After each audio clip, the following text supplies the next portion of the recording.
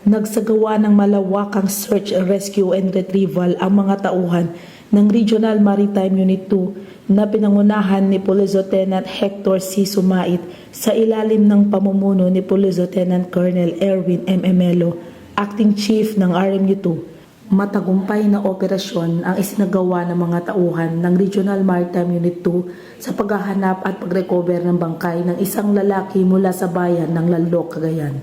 Samantala, nanatili naman ang pagpapaigting ng maayos at ligtas na seguridad ang Regional Maritime Unit 2 sa pamumuno ni Police Lieutenant Colonel Erwin M. Emelo sa pagpapatupad ng batas at pagbabantay sa seguridad ng publiko. Mas pinaigting din ng Regional Maritime Unit 2 ang pagbabantay sa seguridad at kaayusan ng publiko sa pamamagitan ng pagbibigay ng mga safety tips at warning signs sa mga lugar, partikular sa mga daungang pandagat, puok pasyalan at matataong lugar, at patuloy din ang pagpapatrolya sa mga lugar na dinadagsa ng mga bakasyonista at ilang baybaying lugar dito sa Region 2.